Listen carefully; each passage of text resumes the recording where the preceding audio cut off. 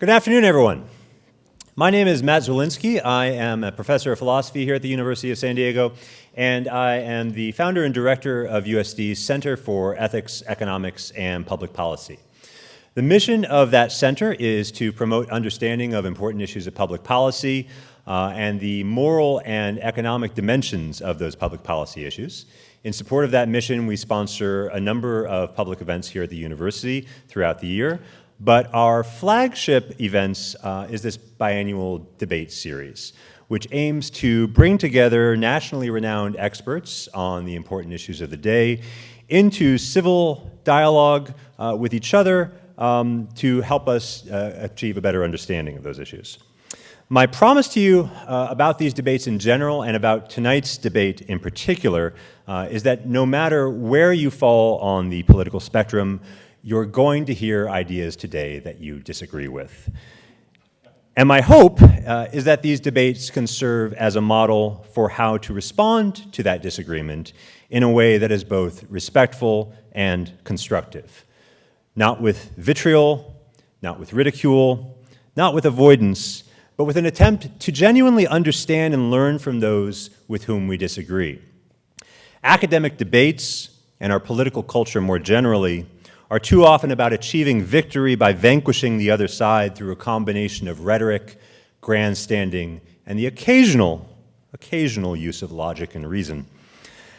I hope these events can serve as a model of a new way of understanding debate, not as a zero-sum contest of us against them, but as a collaborative search for truth in the laboratory of ideas. Before we dive into the substance of tonight's discussion, I want to single out for thanks a few individuals without whom these conversations would not be possible. I want to start by thanking James Brennan, who from the very beginning of this center was one of the leaders of the campaign to get things up and running. Also with us tonight is Charles Wax. Charles, where are you? Charles has been a generous and loyal contributor to the center since day one. And finally, we have with us Dean Noel Norton, who has been a supporter of this center since it was just an idea in our heads and up to the present day. Without all of your support, none of us would be here today, so thank you very much. The question under debate tonight is America facing an immigration crisis? With us to help answer that question, we are extremely fortunate to have two justly renowned experts on public policy, about whom I will say more shortly.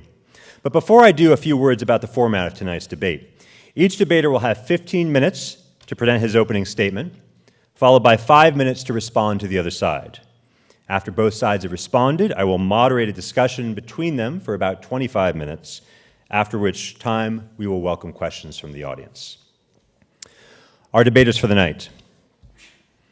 Rich Lowry is the editor-in-chief of National Review, the flagship magazine of American conservative thought. He joined National Review in 1992 after coming in second in the magazine's Young Writers Contest. Take note, journalism students at USD. Those essay contests matter. He worked his way through the ranks and took over as editor-in-chief, the position originally held by William F. Buckley in 1998. Mr. Lowry is a syndicated columnist and political commentator with CNN. He writes a weekly column for Politico and is a frequent guest on Meet the Press this week and Fox News Sunday.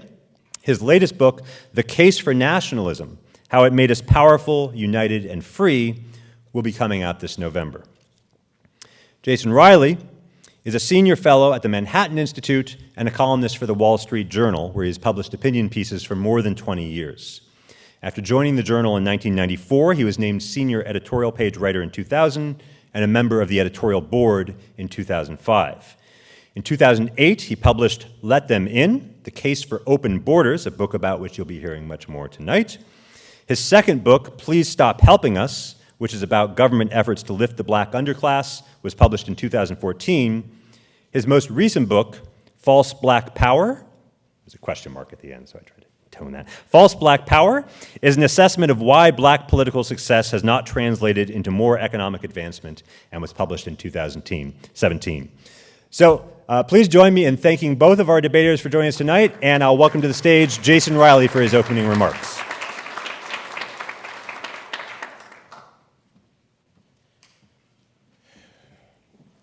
Thank you for that introduction and the opportunity to speak here this evening. I've been speaking on college campuses for a long time, but I don't take these invitations for granted anymore. I don't think we can in the current environment on campus these days.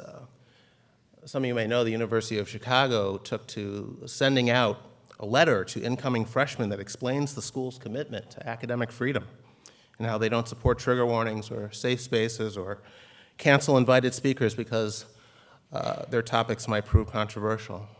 That used to go without saying on college campuses. Today it needs to be stated explicitly in writing to incoming students, which says something about where we are today. I think college ought to be a place where students are exposed to different points of view, where their sensibilities are challenged, where they learn to grapple with alternative perspectives and formulate coherent responses. On a lot of campuses, that is not happening. So it's good to know that places like the University of San Diego continue to challenge students to think outside of their comfort zones, and I'm very, very grateful to be here. Just by way of background, I've been writing about immigration in the Wall Street Journal and elsewhere for about 20 years now, and the subject pretty much fell in my lap. The person who had been covering immigration at the Journal became an editor, asked me if I wanted to take on the beat, and I said, sure.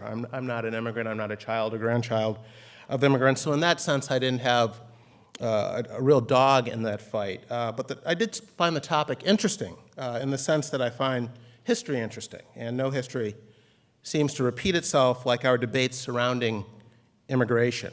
I was also fascinated by how quickly some on the political right were willing to pocket their free market principles when the topic turned to immigration.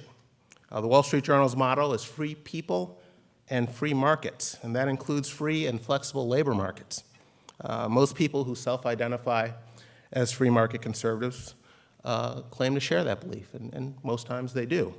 But one exception, in my experience, seems to be when the subject turns to immigration. People who wouldn't dream of supporting laws that interrupt the free movement of goods and services across borders are fine with laws that hamper the free movement of the workers who produce those goods and services. But the reality is that there is no inconsistency in advocating for both free markets and open immigration policies. As was mentioned in the introduction, a little while back I published a book that expanded on the Journal's views on immigration. The title was Let Them In, and of course it didn't win me any popularity contest on Fox News. Actually, on the day the book was published, I was invited on a cable news show to discuss it. The host was Lou Dobbs, who's now at Fox, but at the time was still at CNN, and already well known for being rather anti-immigrant. So when you're waiting for your turn in the studio, they put you in what's called a green room, and the green room at CNN had a little television in there so I could watch the show until it was my turn to appear. So I'm sitting there watching the screen, and Dobbs is teasing my segment before he goes to commercial break. So he turns to the camera and he says, coming up next, we've got a guy who wrote a book that says we need even more illegals in the country. We'll be right back. And that was pretty typical of what I was up against with a lot of conservative interviews. But of course, that is not what the book argues, or what the Wall Street Journal argues, or what Ronald Reagan or George W. Bush argued. The case for open borders is not a case for more illegal immigration, nor is it a case for effectively erasing the border, the way some progressives, including some Democrats running for president, seem to want to do. The case for open immigration is an economic argument. It's a case for letting the free market, the law of supply and demand, determine how much foreign labor our economy can accommodate. Right now, we have politicians and bureaucrats trying to make this determination, and I think we can all agree it's been a dismal failure. I think the market, the same market that determines how many teachers and architects and Burger Kings and barbershops we have in this country, the same free market mechanisms can determine how much foreign labor we should allow in. Would the system be perfect? Of course not. No system would be perfect. The question is whether it would be a considerable improvement over what we currently have, which is a system where politicians and public policymakers essentially set arbitrary immigration quotas. And like most exercises in Soviet-style central planning, it has been a complete disaster. It's left us with human smuggling and document fraud. It's left us with dead bodies in the Arizona desert. It's left us with a growing number these days of fake asylum seekers. And of course, it's left us with 12 million plus illegal immigrants in the US. I think we could do better. We would do better to put in place free market mechanisms, such as guest worker programs, that allow the law of supply and demand to determine the level of immigration. And I argue that this would not only help reduce immigration, just as it did when we tried it after World War II in the form of Bracero program for Mexican farm workers,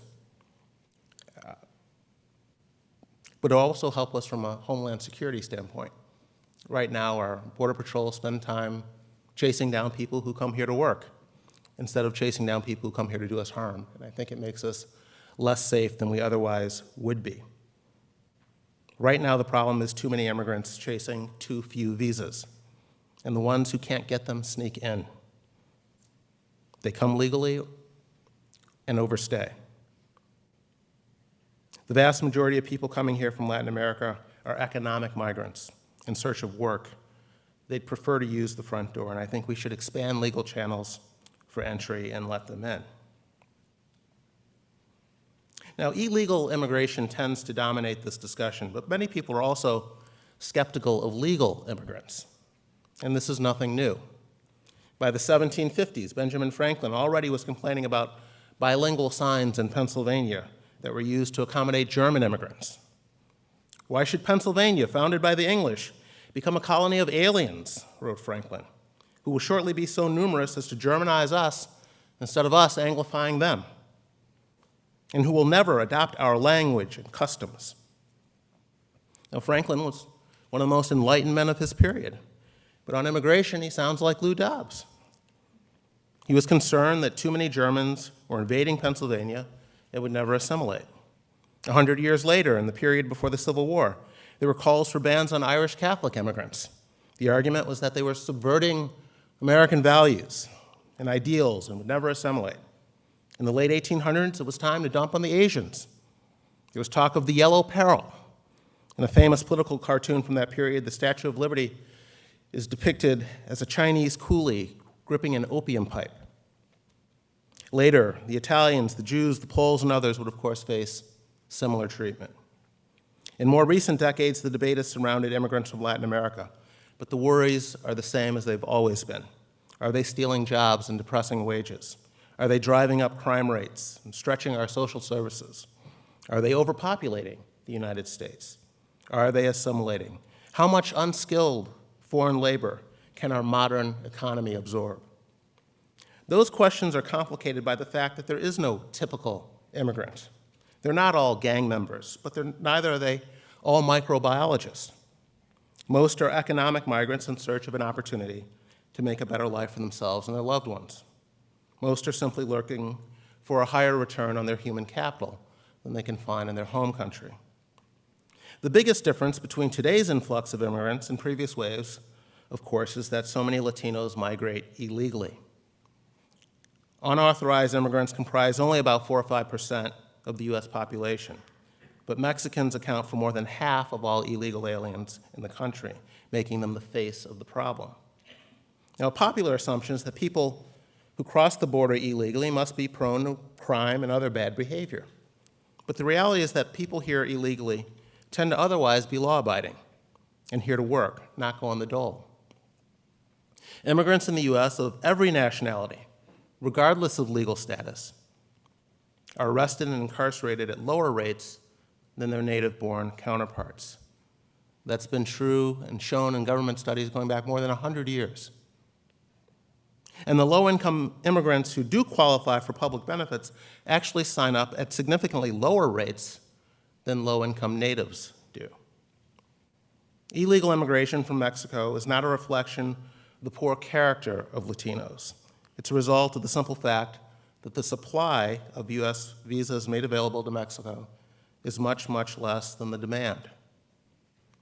Economic migrants from Mexico are not yearning to sneak into the country and live in the shadows and risk exploitation by employers. They'd much prefer to come through the front door. Now, there's no denying that low-skill immigration has economic costs, significant economic costs, particularly in border regions and in states with generous public aid programs. But when those costs are properly weighed against the benefits, America still has much more to gain than lose from people who come here to make a better life for themselves.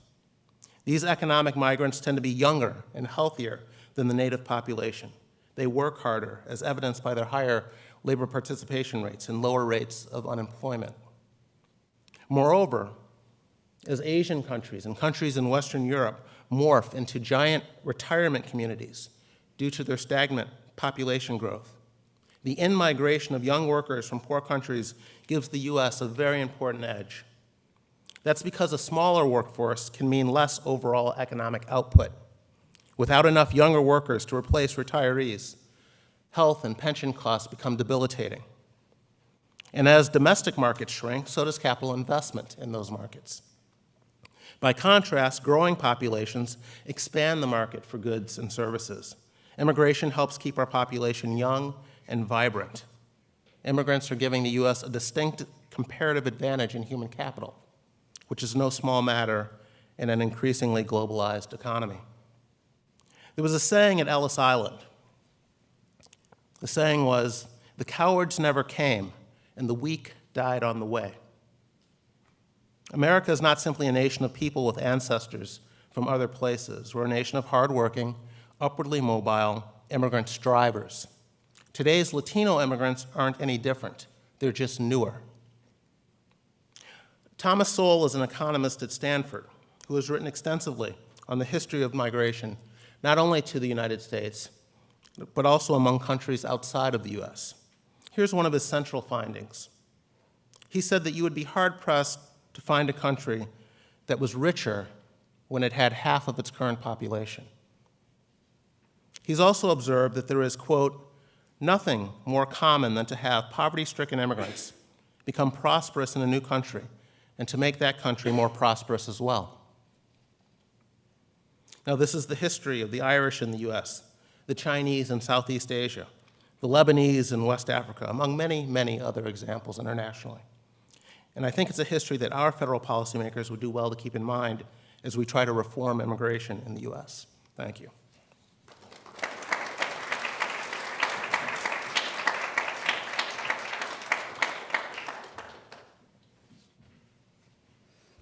Greetings, everyone. Thanks so much for being here this afternoon. Let me get something out of the way right off the top. Obviously, immigration in this debate in this country, like so much else, is dominated by Donald Trump, and my magazine very strenuously opposed Donald Trump in the primary. Sometimes people wonder what our relationship is now, and I just want to assure you it's fine. It seems to be entirely patched up. And the first sign of this was I wrote a column a while ago on how Trump's such a dominant political and cultural figure that there's no escaping him, even for Republicans who really want to escape him, want to have nothing to do with him. And this column was published in the New York Post, which I consider the nation's newspaper, and more important, the President of the United States considers it the nation's newspaper. And I came in one day and I found an envelope from the White House with a ripped-out copy of this column on my desk. And I don't think the president actually read the column because there are a lot of incisive and in fact, disparaging references to him in the column. But what caught his eye clearly was the headline that the editors in the New York Post had put on this column, which was, "There is only Trump." And the president of the United States took out his famous black Sharpie, circled the headline, drew a big arrow to it, and wrote, "Rich, so true, Donald J. Trump." So that's the way my last 3 years have been pretty much in Republican politics. Greetings, by the way, from New York City, which is still pleasant this time of year, but there's nothing like San Diego, nothing like this beautiful campus. And speaking of immigration, you might have noticed our mayor is trying to emigrate from New York City via the Democratic primaries. And I'm not a Democrat. I disagree with Democrats probably on 99% of things. But one thing I found really heartening about the Democratic primary process is somehow Democrats around the country just have a reflective and instinctive dislike for Bill de Blasio. I don't know why that's true, but I think it's a very important thing. And I love these polls that show de Blasio at 0% in polls that technically have a plus or -3 margin of error, which means he might actually be at -3. But seriously, this is a great thing to have this debate. One of the worst trends in American life is the inability of people to hear viewpoints they disagree with. And debate is so important because none of us are right about everything. And debate is a way to test our ideas, to test our proposition. So I'm really grateful for the university and the center and Matt for having us here today. Although I do have to object a little bit. Matt at the beginning said we can't use vitriol, ridicule, or avoidance. So my best debate tools are off the table apparently this afternoon. So my answer to this question is obviously there is a border crisis, and we have an immigration system more broadly that is stupid and completely irrational. Almost no other developed country does it this way, and why would they? There's very little emphasis on skills in our legal immigration system. It's just who you know. There's a heavy emphasis on family connections, and this brings in a massive number of unskilled workers who, yes, compete with workers who are already here, both native and immigrant, and depress their wages. And it's incredible to me that you have employers right now, as we speak, saying there's a labor shortage in the United States of America. He had a Wall Street Journal op-ed by a big former CEO yesterday saying we have a terrible labor shortage in this country. There's absolutely zero evidence of that. If you look at the numbers for the most vulnerable workers in America, the less educated workers, their labor force participation rate is still terrible. It hasn't recovered yet from the Great Recession. And yes, we're beginning to see some increase in wages, which is a good thing, but it's an increase over an anemic rate of wage increases that was indistinguishable from stagnation in wages for decades. There's this hue and cry we're hearing now from corporate America about a labor shortage, to me, is a reflection of the fact that employers in this country are used to the idea that the role of U.S. immigration policy is to keep them from ever having to give their workers a big raise ever again. And that is not the role, and should not be the role of U.S. immigration policy. And the fact is, we live in a country where education is really important to thriving. That's why you're all here this afternoon. And this is, I don't mean to disparage these immigrants in any way, but the fact is a majority of immigrants from the top sending countries in the United States don't have a high school degree. About 50, 60% don't have a high school degree. And we all know people without high school degrees in this country. Might be very good people, might be very hardworking people, but it's difficult for them in a 21st century economy.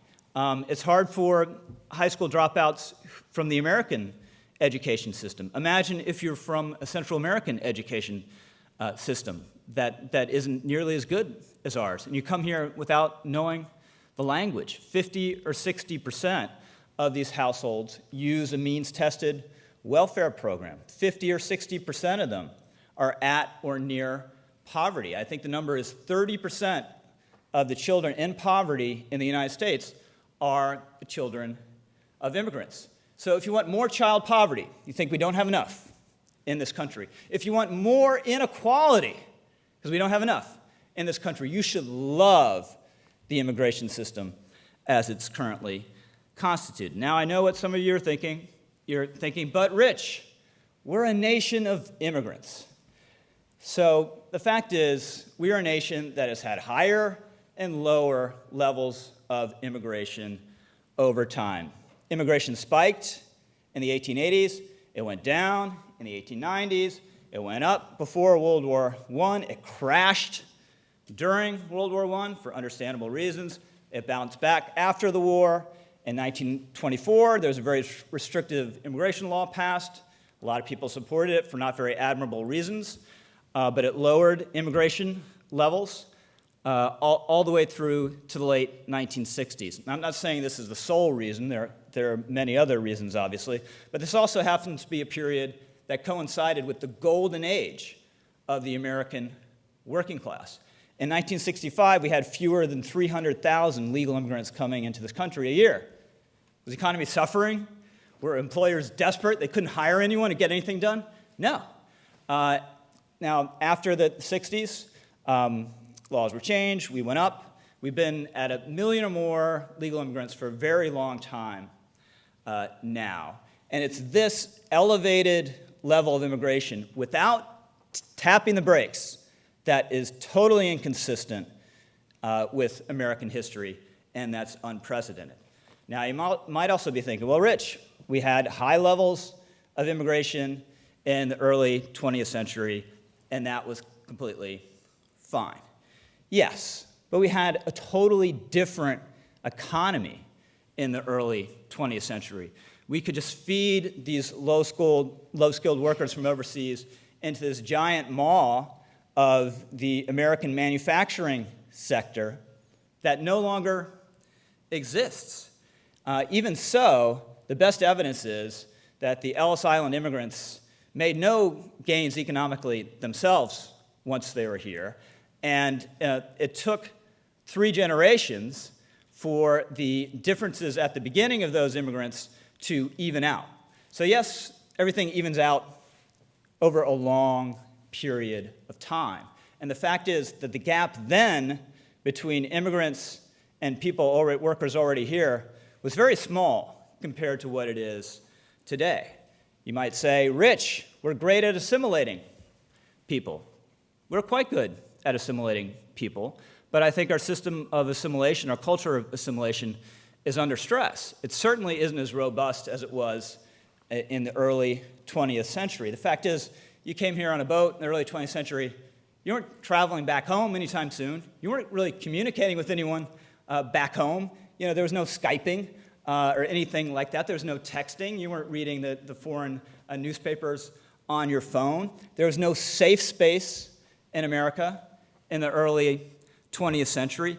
Every institution of American life, from corporations to the education system to philanthropic organizations, was emphasized on making everyone who came an American and getting them to embrace American culture. Now we have a lot of elite institutions in America swinging the other way. And then you had 2 world wars that created a lot of pressure for cultural coherence, for better or worse. My grandfather taught German.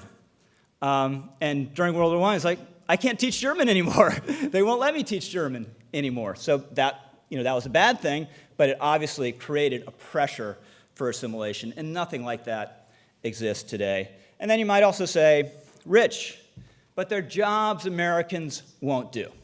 So now you're really getting on my nerves, because this is completely untrue. The Department of Commerce breaks up American occupations into 472 categories. 472 categories, covering the gamut of everything that people do, and only about 5 or 6 of those categories are majority immigrant, legal and illegal. So Americans do every kind of job, and it's extremely condescending and insulting to all those people doing those jobs if you're saying, oh, they shouldn't do that because they're Americans.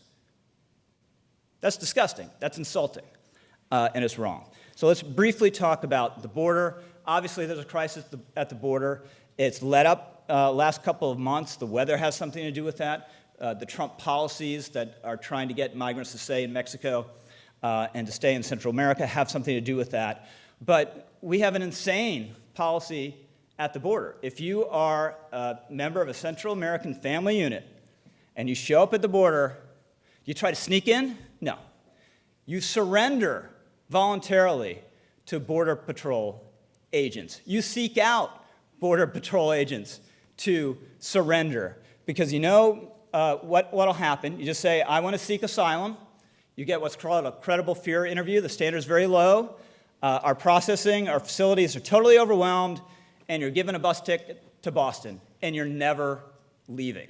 And the word has gotten out that this is the way it works, and this is why we've seen this incredible surge over the last 2 years.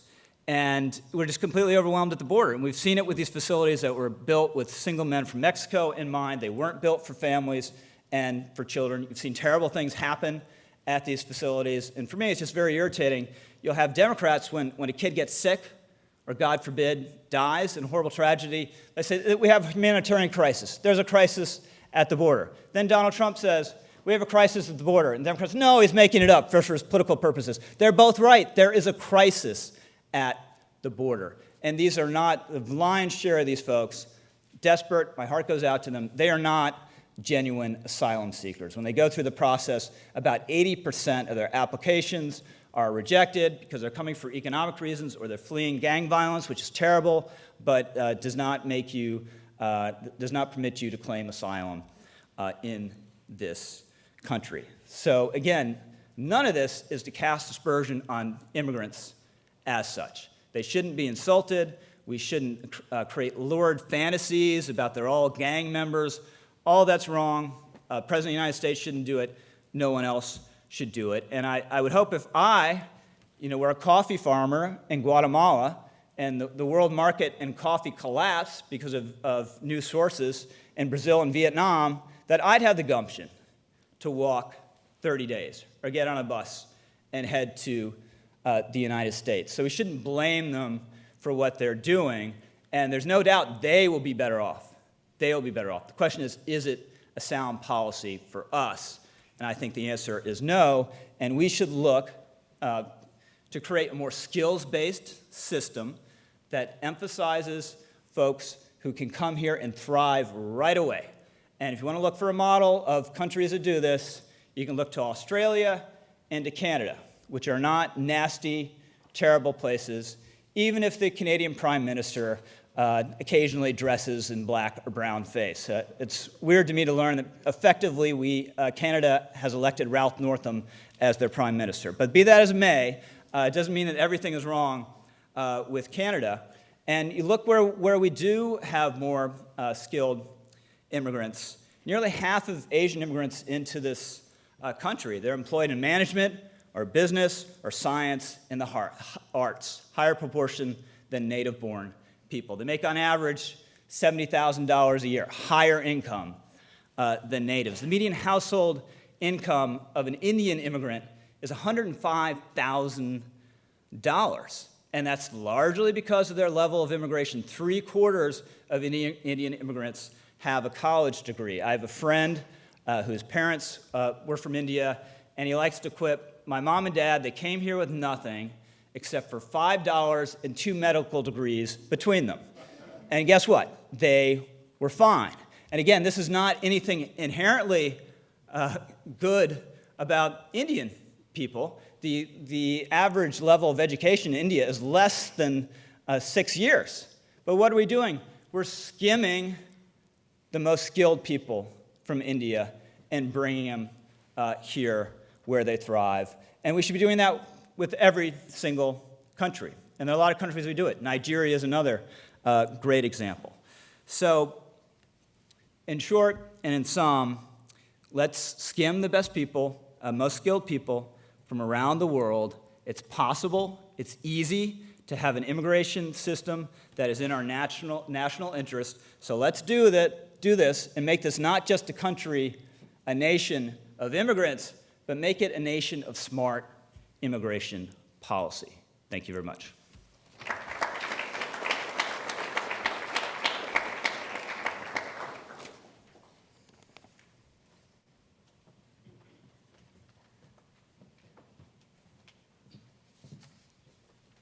So I agree with everything Rich said about what's currently going on at the border with respect to asylum seekers, and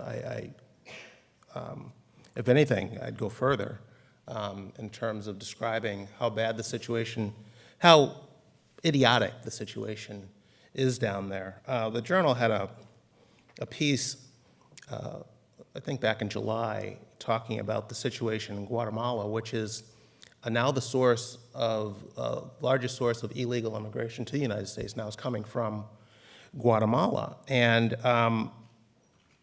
this has everything to do with the incentives that have been put in place. Back in 2015, there was a federal court ruling that eased the asylum rules. And in addition, said that if you show up with a child, you will be released into the United States and given a court date. It was an incentive to come. Do you know that you can sneak into the country, claim asylum when you get caught, and there's no penalty for doing that? It's an invitation to sneak into the country. But what I found interesting is that what happened under Obama is that there was a surge in gang violence in places like Guatemala, but very few people talk about what has happened since then. And that's what made the journal piece interesting to me. Guatemala's economy has averaged 3.4% growth for the past 5 years, which, by the way, is stronger than the U.S. economy. The homicide rate in Guatemala has fallen by half since 2009. So whatever was driving the initial surge has long since abated. The situation in Guatemala has improved dramatically in recent years. Yet we still have this surge of people coming based on the asylum system and the incentives that were put in place back in 2015. I mean, these are clear loopholes in the system that Trump is trying to fix, and it's just ridiculous that they cannot agree on a system. This does, however, tie into the legal immigration system, which is to say that they're faking asylum claims because there aren't enough ways for them to come legally as economic migrants. So I do think that increasing legal ways for people to come who are true economic migrants is one way to get at this fake refugee problem, which is a very real problem on the border. But I really want to focus on the economic arguments that Rich was making in terms of immigrants, too many low-skill immigrants, depressing wages, or taking jobs from people, from natives in this country. And just some quick data. When Trump took office, there were about 2 million more people unemployed than there were job offerings in this country when Trump took office. 2 million more people unemployed than there were jobs available. We've now flipped that. For 17 months in a row, we've had more job openings than we've had people unemployed. Today, we have a labor shortage, not a job shortage. Today, there are over 1 million more job openings than there are workers to fill them. And that's with 12 million plus illegal immigrants in the country.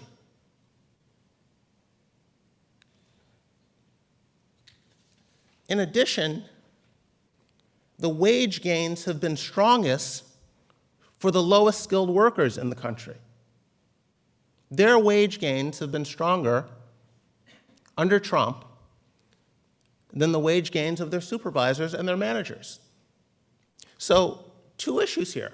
If immigrants are stealing jobs, how are there more job openings than there are workers?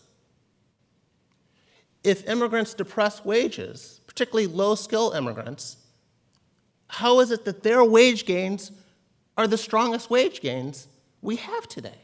Unemployment is at a 50-year low. And it's at generational lows for low-skilled workers, for minorities, for women, for the elderly, for the very people who are supposed to be being hurt by all of these people in the country illegally. Where is the evidence of the harm? So it's not someone making up an argument for business owners. This is not conjecture. This is the data. This is Bureau of Labor Statistic data. In fact, it's really nothing new here. A study was done by my former colleague, Steve Moore, and another economist, a labor economist at Ohio University, Richard Vedder. Some years ago, they did a study of the unemployment rates throughout the entire 20th century, and they correlated it with immigration over the entire 20th century.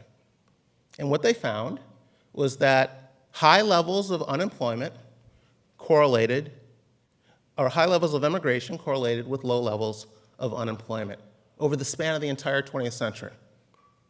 So I don't think it's any surprise that right now we are looking at more foreign-born workers in the country than ever before, and 50-year lows in unemployment rates.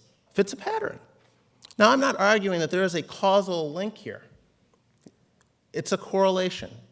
Proving causation is very difficult. I'm not claiming there's a causal link. But the other side is saying there is a causal link between immigration and fewer jobs for natives. And I'm saying if you are making that claim, where is the evidence to show it?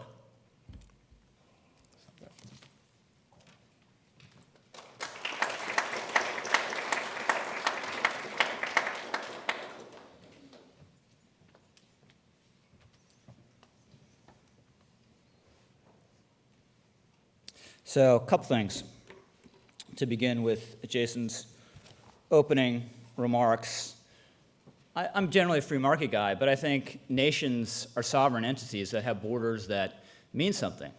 And what our trading arrangement is going to be with any other country in the rest of the world, what our immigration policy is going to be, is not simply a market proposition. It should be a sovereign decision of the American people. And I'm generally pro-trade. I'm not pro-trade in every single circumstance. If another country is cheating the way China has for 30 years, I think it's a problem. I also think there's a material difference between goods and people. You know, your iPhone comes in the country, a lot of parts are labor from China. Your iPhone doesn't go to school, doesn't use the hospital, doesn't use welfare. These are all aspects of your iPhone that make it different than a person. So the decision to admit people is much more consequential than goods. And Jason says, well, we can just let the market figure out who's going to come. Well, Central America is a great example. The last 2 years, have American employers said, what we really desperately need is a million, whatever, several 100,000 coffee farmers and urban dwellers from Guatemala and Honduras. That's really what we need. No, they didn't say that. It's just those people became more desperate. They realized they could get in, so they're coming. And if you look at surveys, how many people around the world want to come, the demand to come into the United States is endless. And yes, those people will be employed doing something. They'll be employed doing very low-skilled labor. And if you literally had open borders and just let them all in, you will change the nature of American society. I had a friend once had a conversation with someone from India, extremely wealthy, and he said to him, my friend, you'll never understand what it is to be rich. In America, you don't know what it is to be rich. What do you mean? We have lots of rich people in America. Being rich means never having to tie your own shoes, because you have these low-caste workers who don't do anything else but serve you. And if we had open borders, yeah, we'd employ all these people from other countries. We'd employ them doing things like that. Is that the really kind of society we want?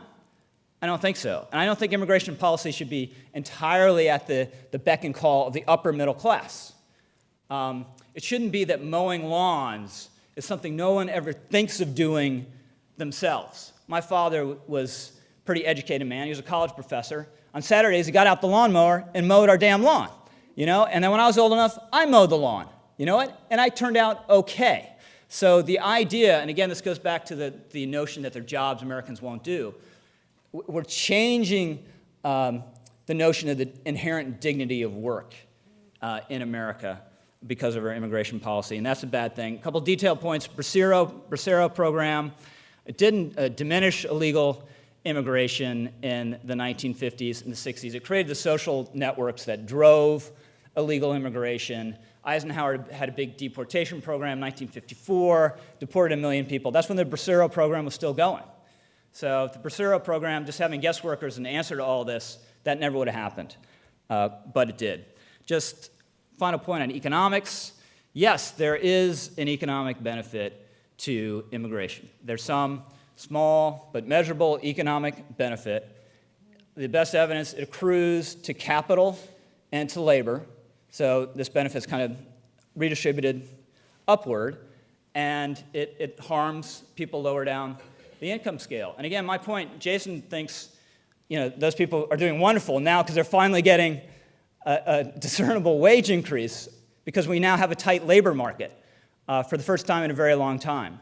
But what's that account for what's happened over the last 30 years, right? 77% of adults working age who didn't have a college degree were in the labor market. Now it's still 70%. So let's get it higher, let's get it to 80%. Let's get these wages up to such a level that people are worried about we're going to have renewed inflation. Let's have a tight labor market for a very, very long time, for another 30 years, if we could, to make up for this. But every single comprehensive immigration bill that's advanced in Washington always increases levels of unskilled labor, and corporate America always wants more unskilled labor, which is why they are alleging a labor shortage now. And finally, if you believe in the markets, you should believe in supply and demand. So if you increase the supply of low-skilled labor, it stands to reason you're going to reduce the wages of those low-skilled workers. And that's, at some level, there's an argument about how much, but at some level, that's what we've done. It's wrong. We should stop. We should change our illegal immigration system and police the border much better, and we should emphasize skills much more than we do now in our legal immigration system. Thank you.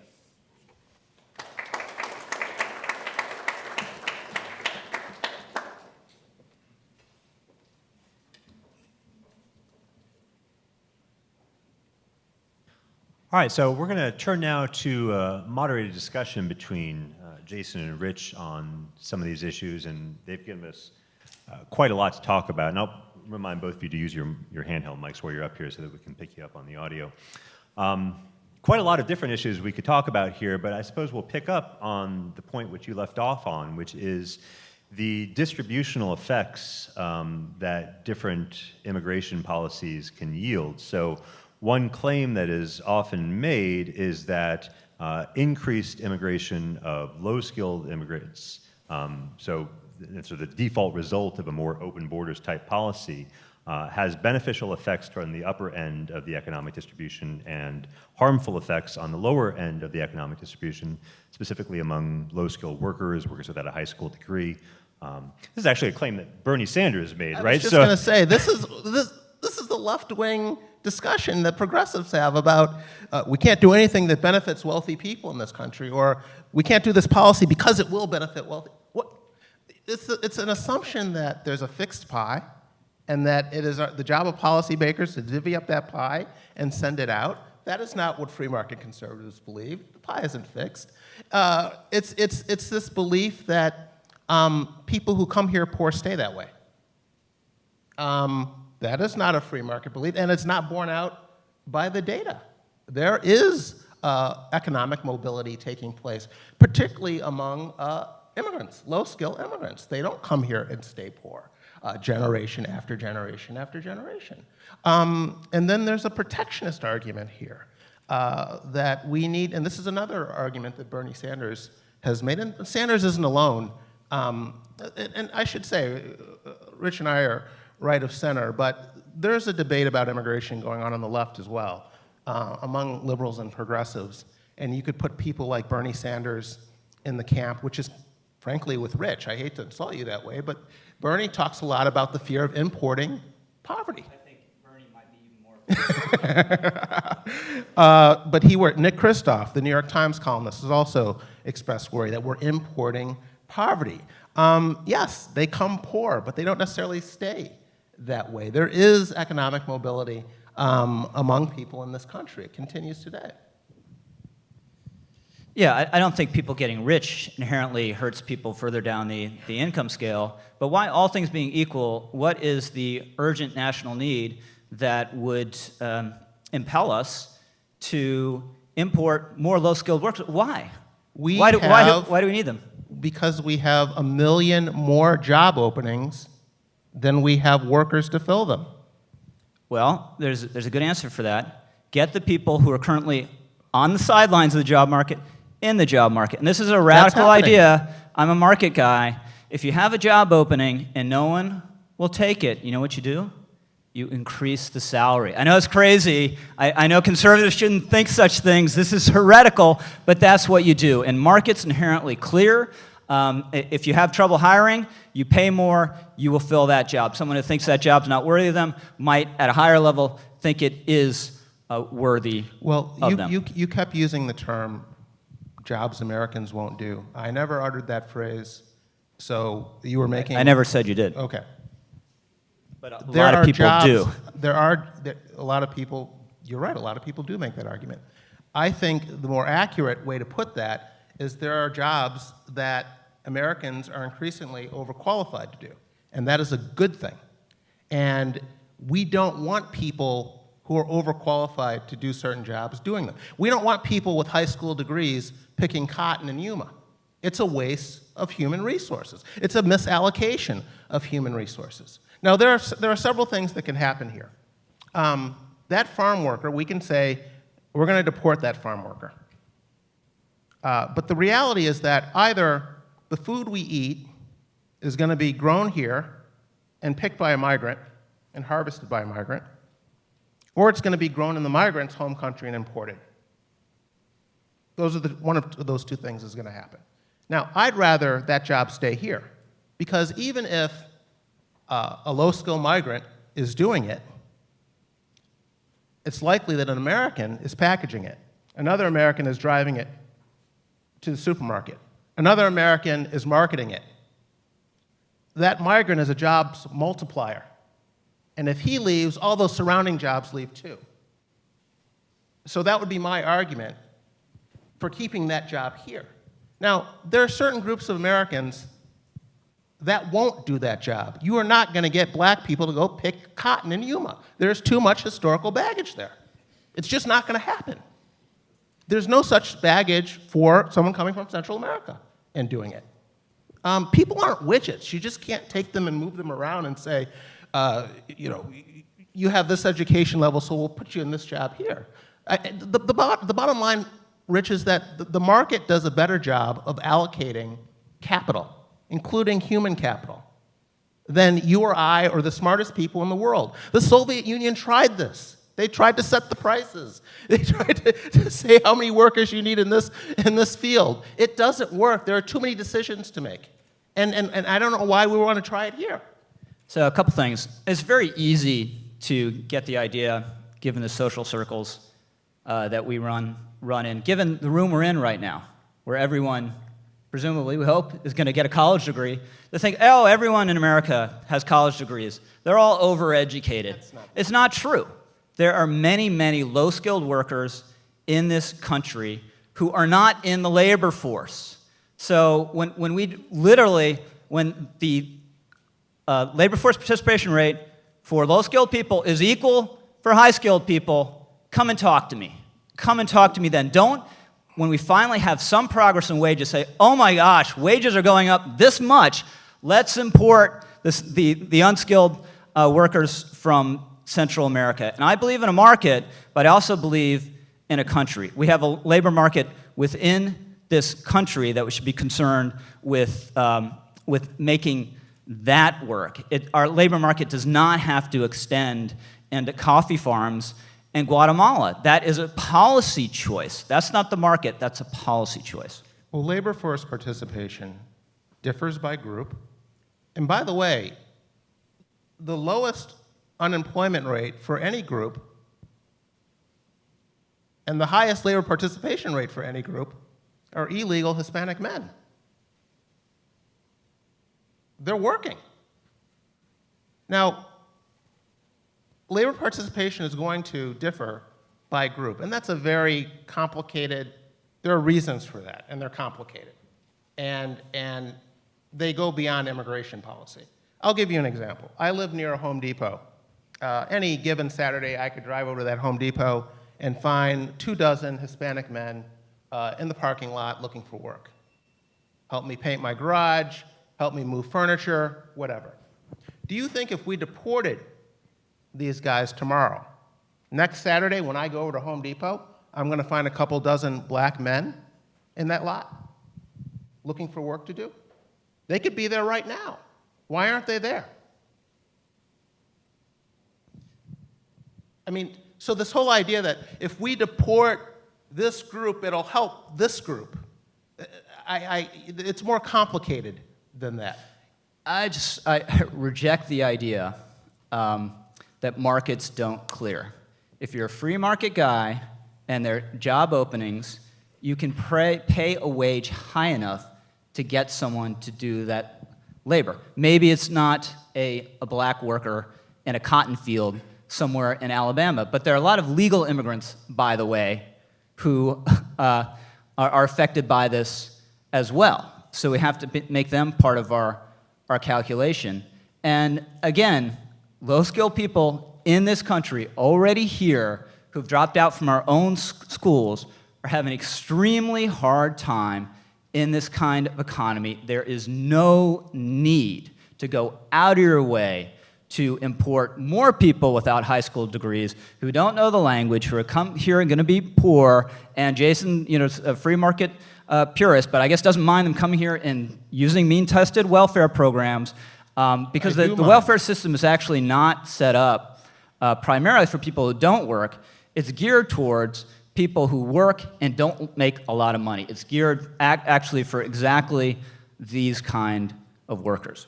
The idea that they are coming here to go on the dole, again, is not borne out. That's not what I said. by the I've facts. never said that. And I just said now. You're saying the I welfare said, system is a magnet. No, I said we have a system that's set up to support workers who don't make much money. Did anyone hear me say that?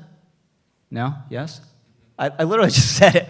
All right, I'll say it again. We have a welfare system that's overwhelmingly geared not to helping the idle, but supporting in various ways people who are in the labor market and aren't making very much money, supporting them and or their children. So this is why so many of immigrant-headed households by people who don't have high school degrees are on welfare. So Jason has this purist free market vision, but is not addressing this huge element.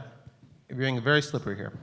Immigrants, illegal immigrants, do not qualify for federal means tested benefits. They have children in the United States. Those children are... They're not iPhones. Are those they're children people, immigrants? Correct. They're citizens. What are those children? They're citizens. They're citizens. Right. Okay. Right. And so you have an immigrant-headed household, again, which is what I said, getting means-tested welfare benefits. Or American children. Right. But the immigrants come in, they have children, not because they're not just a good or a commodity. Just like you would get for your children. Pardon? Just like you would get for your children. Right, but you have and I would get for mine. You portray this as entirely a market-driven phenomenon, but we don't live in a libertarian paradise. Milton Friedman, one of the great free market economists of the 20th century, said you can't have a welfare state and open borders immigration system, which is apparently what you advocate. No. I thought you were in favor of open borders. I explained what my I heard 20 definition minutes of of open impassioned borders is. discussion on why we need open borders. Right now, anyone who wants to come cannot come. But you want Milton them to. Friedman But said you want them. can't have that system. But you want them And to. no. You've said, what's your position I want then? the market to determine the Right. level. I guess But they can come despite what immigration policy is. I believe that economic immigrants behave rationally, just like everyone else. They will come when there's work. They will not come when there's not. And that is, in fact, what we see happening. That's why immigration has ebbed and flowed. In addition to increasing security, building walls and whatever, the clearest indication, economists consider immigration flows to be a leading economic indicator of where the economy is headed. That's how tuned into the economy these folks are with their own networks. They get here, I got a job, they call back home, there's work, come. But your position There's is no work, don't Your come. position is open borders, correct? My position is that the market can determine. I don't think that people It was should in be the able to title come of in your and book. not vet I don't know why this is hard to answer. I just explained what my definition It's of open economics- borders. of Matt, you're doing a great immigration job is. moderating here, by the way. I'm not But sure I you am. are. But you're in favor of open borders. Why don't you say it? I'm in favor of the market determining the level of immigration. And that's an open border policy. What's the distinction? I believe that we have a border, and That that should be open. it matters, and that we should determine who comes into the country. There should be border security. What I'm saying is that if an employer in Seattle is looking for apple pickers, and he posts the job, and doesn't get enough takers, that he should be able to post that job south of the border too, and that people should be able to come. To me, that's an open border. Now, they'll still be vetted. Someone's going to do a background check on them. They're going to have to pay taxes. They can't be criminals. But if they're a legitimate economic migrant, I believe that they should come. And there shouldn't be some arbitrary limit on them, Right. other than the employer saying, I don't need any more, or there being no more job openings. So the only real limit on the number of people coming from Central America now is, well, the reason why we're getting so many from Central America is it's relatively easy. It's harder if you're a desperately poor person from other parts of the world. But if you're saying there's going to be, you can just land in LaGuardia or come in a boat and get off the port in Elizabeth, New Jersey, and come in, that is open borders. And you will- why is you will- immigration? Wait, you're wait, saying wait. Why was you're- if we have an then- open border? Why is there net zero immigration from Mexico right now? From Anyone can Mexico. come. We have an open border. Why aren't Because- they coming anymore from Mexico? Because the Mexican economy has been doing better. Okay. Let so me they let do me behave rationally. let me turn from economic but issues for a moment. But every central, there are a huge swath of people around the country, around the world, who will do better if they come here, even if they're going to that's what totally used to flood, happen. even if they're going to totally flood the labor market down. If they're flooding the labor market, there'll be no jobs. They won't come. No, but just the wages will be really, really low. Let me just use one No, historical no, example. you cannot.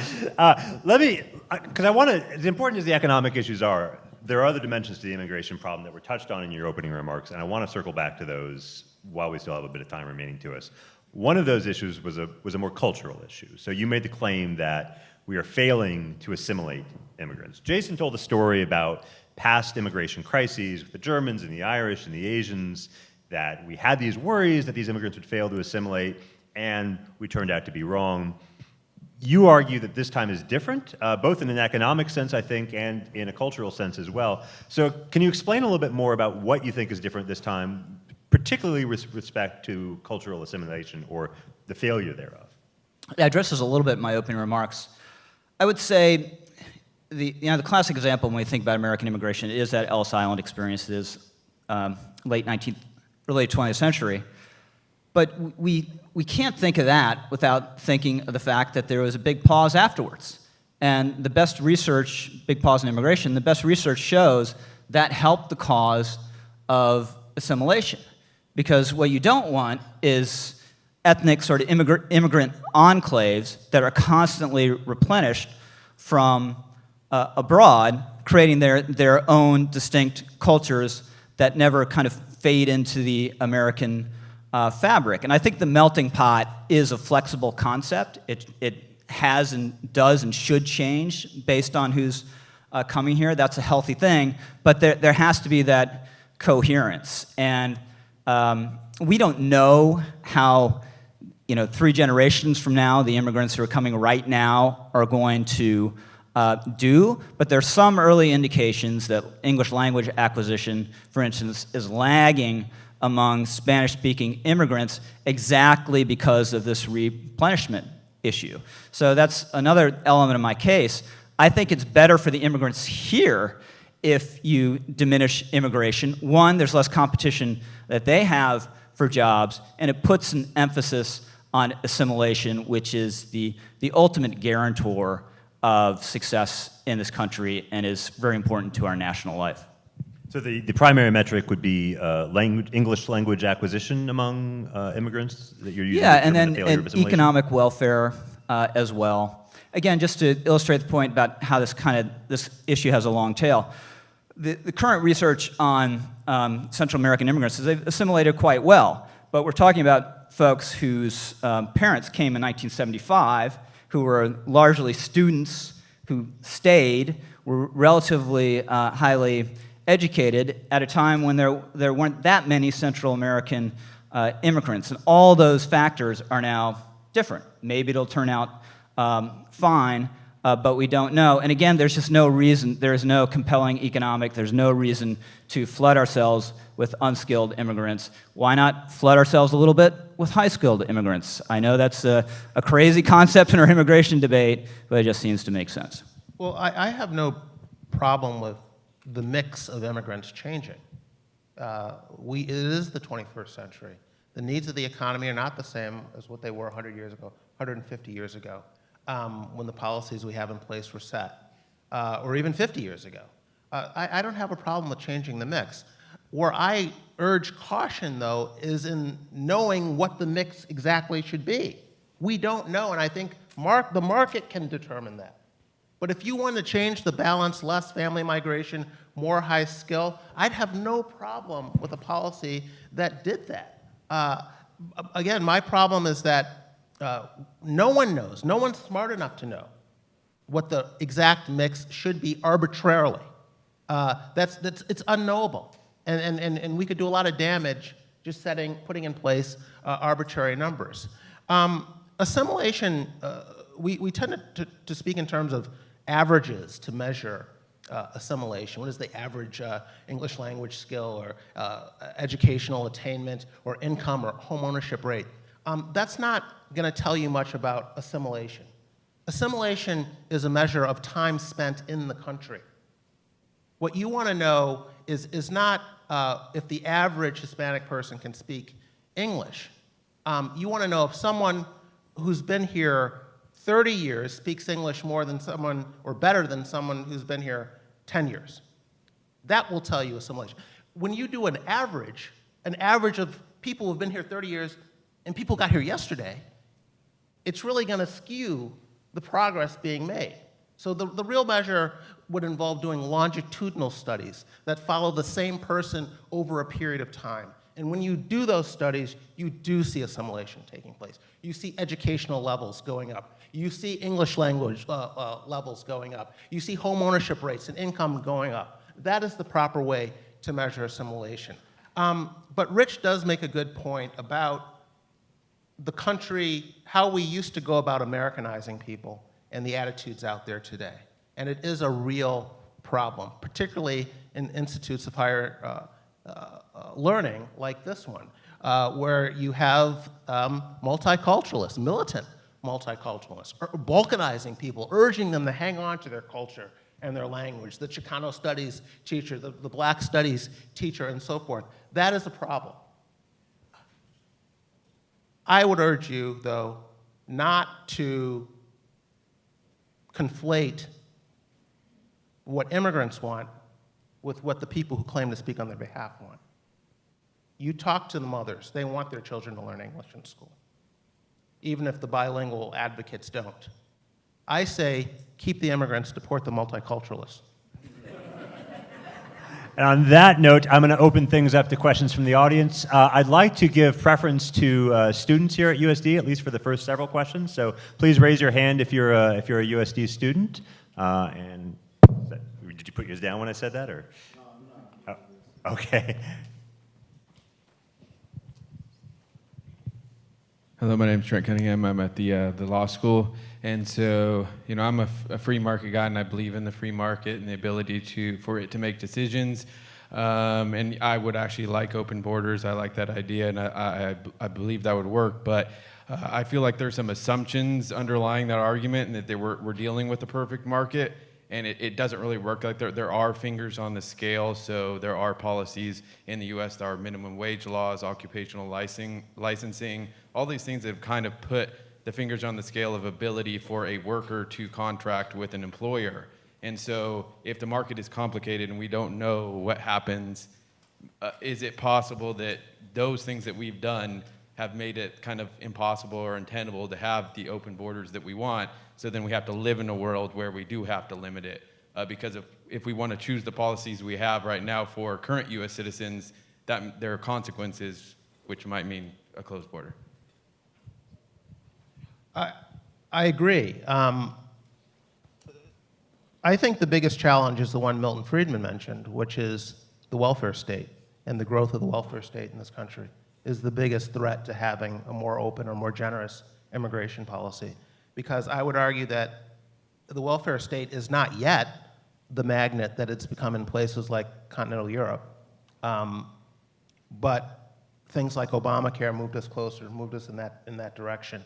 A Medicare for all is going to move us. You saw all the Democratic candidates raise their hand and say, we'll let everyone in, come here for free health care, and we'll pay for it. And that you can't have that. We can't afford that. And that generally works against, would certainly work against having a more open immigration policy or selling it to the public. And the reason I argue that we're not quite there yet now is because of where the immigrants go once they arrive. States like California and New York still have the largest immigrant populations, but the fastest foreign-born rate is not in those states. They're in places like Tennessee, Arkansas, North Carolina, Nevada. If you are coming to this country for a handout, you don't go to Arkansas. Yet those are the types of places that are seeing the fastest rise in their immigrant-born population, in the foreign-born population, which tells me they're looking for work, not handouts. Now again, that's the situation now. But as the welfare state expands, I think it will inevitably become a magnet and will jeopardize the generous immigration policies that we currently have. Again, at the risk of repeating myself, I don't think that's the main concern. I mean, it's a good point that you raised. It's just that Jason's policy is not letting the U.S. market decide. It's effectively letting markets in other countries decide. You know, what was it about 2015 that suddenly everyone, all employers in America wanted more Central American migrants when we had the first influx? What was it? It was nothing. It was conditions in Central America. Same thing now. There's not hue and cry for this particular segment of migrants. It's just they've found it more convenient to leave. And we should control our immigration policy, not people based on conditions in their country. And then just a couple other things. The problem with flooding, just saying employers can have as many low-skilled workers they want, you will disincentivize the adoption of labor-saving technologies. Why get the new tractor or the drone to survey your fields if you can hire 10 people at a pittance to do it, because the market is working, and import them in to do that. So that's not a way to have a richer and more productive economy. It's the opposite. And because we do have these various welfare programs, there's clearly a fiscal cost to these immigrants, welfare schools, healthcare, the rest of it. So it's effectively the rest of the country subsidizing a benefit to upper middle class people. And just the last thing, if there are just a lot of desperate lawyers in Central America all of a sudden decided to walk in to the country and flood the legal market with new labor, there would be outrage among every lawyer in America, and it would be taken more seriously than what's happening down the income scale, because there's a threat of contempt for those kind of workers. They don't really want to work. They have too many problems. We can't have a thriving lower-end labor market anymore, so we need to import foreign workers. Again, there's an assumption that these jobs being done would simply be filled by others if the people here now doing them weren't doing them. We cannot make that assumption. Many of those jobs would simply go away. And the immigrants who come here aren't mirror images of the people already here. The low skilled, they tend to be either less skilled and less educated than the average native, or more skilled or more educated than the average native. They're filling niches. There is some overlap, obviously, but mostly immigrants are competing with other immigrants, not with natives when they come. We're not importing mirror images of ourselves. The other thing about simply lifting the wages of low-skilled jobs, there are other effects that will take place downstream. If you start paying apple pickers $75,000 a year, what will that do to the cost of apples and applesauce. I have an answer to and that. going out to a restaurant. I have an answer to that. People can pay more for apples. That's actually a market phenomenon. And I guess the question I'd ask you, Jason, just in the hypothetical, if a farmer can buy an expensive drone to monitor his fields for various blights or something, or hire 30 farm workers from Central America to walk and pay them $2 a day, you would favor paying those workers, and you think that's better for the economy than the adoption of technology? I'm not afraid of mechanization in agriculture or any other industry. Right. Let me take so another if you want to question encourage from it, you don't from a import USD a lot of student. unskilled workers. Let me take another question from a USD student if we have one. It's way in the back.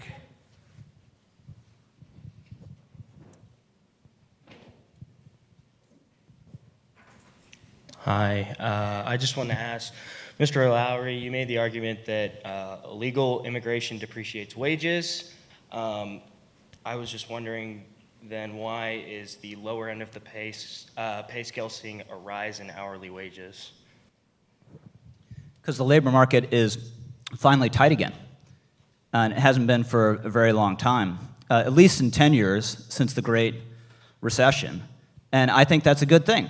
And I don't think you'd want to import more low-skilled workers to diminish those wage increases, which is basically what the people who are saying there's a labor shortage now want. You read the Wall Street Journal op-ed I mentioned yesterday, evidence of the so-called labor shortage is that wages are going up. Wages, now, it may feel that way to a lot of people because they haven't gone up in a very long time. It may feel threatening, it may feel wrong, it may feel like something we should stop, but it shouldn't. Let them keep going up. Don't do anything at the margins to discourage what's a very important trend and is key to the well-being in all sorts of ways, not just economic, but mental, spiritual even, of low-skilled workers who are black, who are white, who are Latino, who are all sorts of colors and creeds. Let them actually make more money. It's a very good thing. Okay, I'll take questions from anyone at this point.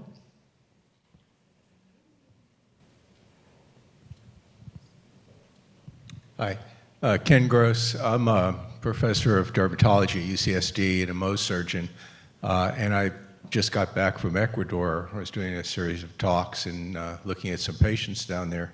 So you both threw out a lot of interesting ideas and statistics, and Jason, when you're talking about your concept of a more open border, it does include medical screening. But the immigrants that are coming through without screening, the illegal immigrants, has anybody given any thought to what diseases are coming across the border?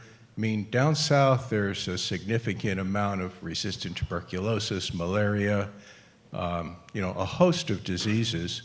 I don't know if people realize it, but there are over 300 people in San Diego with leprosy, just as a for instance. It's an argument for getting control of the border. And I think, again, giving people more legal ways to come would free up Border Patrol to focus on the bad guys. But we need a process in place. Now, we can argue about how much good a wall will do versus other ways of doing it, but it is an argument for getting the border under control. What I think a lot of people on the left don't realize is that you're never going to get to making your arguments for more generous immigration policies so long as people see this chaos on the border. It's in everyone's interest. It's in our health interest.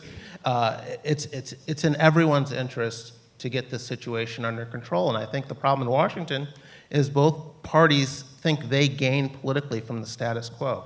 I think the left enjoys calling the right racist for being for their attitudes towards immigrants, and I think Trump in particular and Republicans increasingly think that this is a good get out the vote issue for their base. So I think both sides really think they're not going to budge because they're winning. Both sides think they're winning on this. Just really quickly, I think it's a legitimate issue, but I think it has to be raised really delicately in the public discourse. And one problem I have with people on my side of the debate, and this goes to something that Jason raised that I don't disagree with, and I didn't mean to say, and I don't think I said, is it's wrong to portray these migrants as disease-ridden, as all gang members, as all lazy who don't want to work. They do come here to work. They work hard. It's very hard for high school dropouts to thrive in this country, and it's not good for the people who are here already. And that's my standard for immigration policy. Does it make sense in terms of our national interest in people who are here already, both natives and legal immigrants? Yeah, so I'm interested in your response to the intersection between the market and politics. So some people, for example, Garrett Jones at George Mason University shows that lower skilled immigrants and their children tend to vote for a more robust welfare state. So there's this trade-off between free markets and a welfare state. Not just the magnet effects, as you said, or the tendency for it to pull, but the way in which certain groups tend to vote for more or less of the welfare state. Have you thought about that, and does it affect your position? In other words, if some groups maybe don't go for the welfare state but are more likely to vote for its expansion, would that affect your Well, your view? I think it's very hard to predict. History suggests that these voting patterns aren't set in stone. In this state, for instance, for a long time, Asians, a lot of Asians voted Republican. That started to change in the mid-'90s, and it hasn't changed back for a while. Reagan won 30-something% of the Hispanic vote. Bush, 43, did very well with the Hispanic vote. Immigrants tend to be swing voters like a lot of other groups. So I think it's hard to make predictions for what their children are going to, how their children are going to be voting this far out. I think it's a legitimate issue, obviously, for the parties to consider, and obviously they do. And it's one reason Republicans are against and Democrats are very much in favor. I prefer to make the argument on the merits. We have time for one more question before we're out here.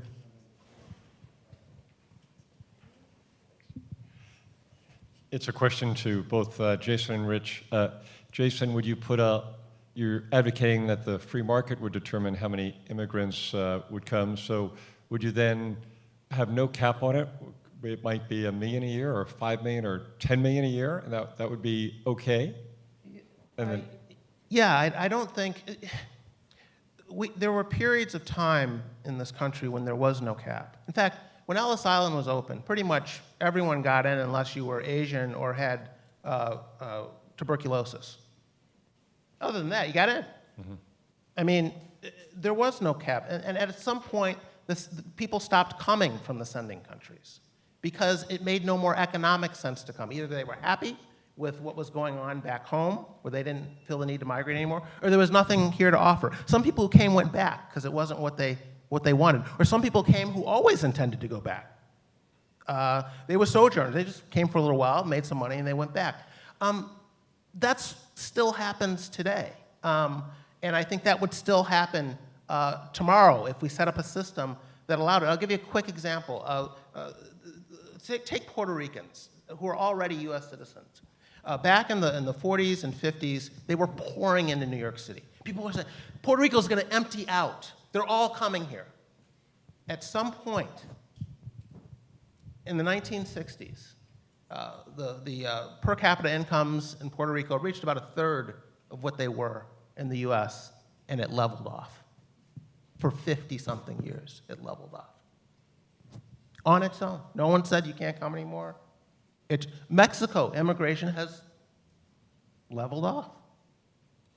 So again, it's trusting not only the market, but I think understanding that people behave rationally, including low-skill immigrants. and Rich, would you put a ceiling, and would you close off immigration, or would you put a ceiling of 100,000 or 500,000 or 1 million a year? I don't know the exact number. I would have less. I would have an emphasis on skills, on people who already speak English. And there are just tons of those people all around the world who are happy to come here. And why wouldn't we take them. And people say, oh, you want to privilege English speakers, you want to change the racial composition of immigrants coming here. But besides the United States, the biggest English-speaking the countries with the most English-speaking people are countries like India and Nigeria and the Philippines. The UK is actually very far down the list. And just, if I just briefly, because it might be running out of time, because I want to get at least one or two last objections into things that Jason has said. It's not true that just the early 20th century immigration just ended. We had a law that ended it, and actually this law stood through the entirety of the golden age of American capitalism and middle class and working class in the 20th century, and somehow the United States survived. And if you give employers in America the warrant to import endless people and pay them really low wages, they will take it. It might be good for them. It won't be good for low-skilled workers. It won't be good for the rest of the country. I agree with that. We could survive without immigration, large-scale immigration. I was speaking to someone in the audience earlier about cases like Japan. It's been a very closed-off society for a long time. It's one of the richest, most powerful countries in the world. You can do it. But I don't want America to just survive. I want America to thrive. And I think immigrants help us thrive. And I think the market can do a better job of determining who those immigrants are, where they come from, and their skill level than the smartest Americans or the smartest people in the world, because markets do a better job of allocating capital. You can have all sorts of immigrants coming still. You can emphasize skills. And this wondrous market that I also believe in as well, well, guess what? Do a really good job of assimilating immigrants with college degrees and other skills. That will not be a bad thing for America. It'll be a good thing for America. I go from teaching students in the morning where getting them to answer a question is like pulling teeth to this. Both are actually great. Thank you, Jason and Rich. Please join me in thanking our two guests here. It's been a great conversation. I hope to see our next debate. We've got an event in October 7th, on Brexit that I hope you all will come to, and our next debate in the spring semester is going to be on the Universal Basic Income Guarantee, so I hope you can all make it out here for that.